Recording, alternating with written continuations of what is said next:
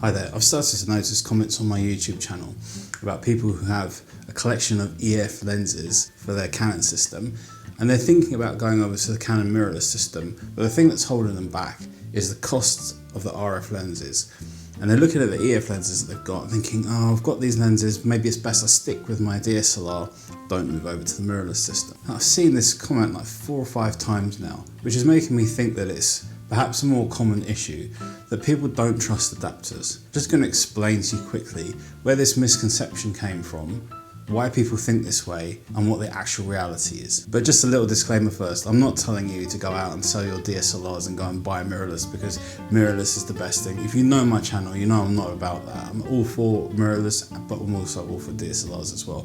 It's just whatever suits you. And the thing that happened that you have to understand was that back when Sony came out with their cameras, everyone was like using Canon or Nikon, and particularly the Canon users started buying up the Sony mirrorless cameras like the A7I, A7II, and then even the A7 III as well. And they had this collection of these EF lenses. So what happened was that a bunch of companies started making adapters where you could put a Canon lens onto a Sony body. And it worked surprisingly well, but it also didn't work perfectly. It wasn't good enough a lot of the time for professional work. There were too many missed shots. Certain lenses would work well and certain lenses wouldn't. Depended on the lens, the body and the adapter of what was going to work or what wasn't. And it was getting a bit frustrating for people. But here's the thing, you have to understand why. There's 2 things going on here. One is the change of the size of the mount.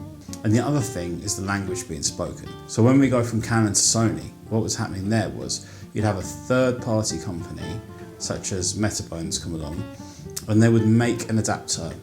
And whilst the Canon lens, we can say it speaks Canon talk, and a Sony body speaks Sony talk, the adapter would have to convert the mount itself physically from EF over to the Sony mount, and then you'd have to also, and I think probably much more importantly, translate between Canon talk and Sony talk and backwards and forwards. And the thing is, Sony nor Canon share that information with Metabones. They're not going to tell you how to talk to their gear. They don't really want people making those kind of adapters. They want people buying their lenses and their bodies, not mixing and matching them together. But the fundamental problem comes down to the fact that you've got this adapter that's trying to speak Canon talk and Sony talk and translate backwards and forwards between the two, and it just doesn't work that effectively.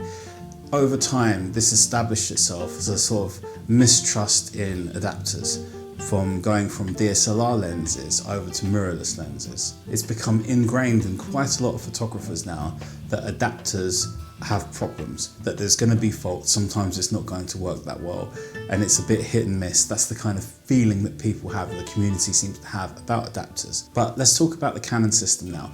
And you can equally apply this for Nikon as well, but I'm going to talk about Canon. If you're a Nikon user and you happen to be watching this, exactly the same applies to you too. Now what we have when we have a Canon EF lens and a Canon mirrorless body, which is an RF mount body, and an adapter by Canon in between, is we're having everything built in company.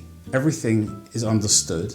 All the language and mount and all of the kind of features and electronics and programming is all shared. In fact, it's not even that it's being shared, it's actually just coming out of the same place. And you have a Canon lens that speaks Canon talk, a Canon body that speaks Canon talk, and an adapter that speaks Canon talk. You also have a mount doing the physical adaptation from the EF mount to the RF mount as well. If you think about the mount in terms of the physical adaptation from EF mount to RF mount, it's just a molded piece of metal. It really isn't complicated to do that. The hard bit is getting everything to speak. In a way, you can almost say what's really happening is there is no translation.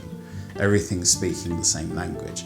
Therefore, nothing's lost or missed in translation. Everything passes through perfectly. And that is why all your Canon EF lenses will work perfectly on your Canon RF bodies. So if you have a nice collection of EF lenses and you want to get into the RF system, just get the adapter. Nothing should hold you back.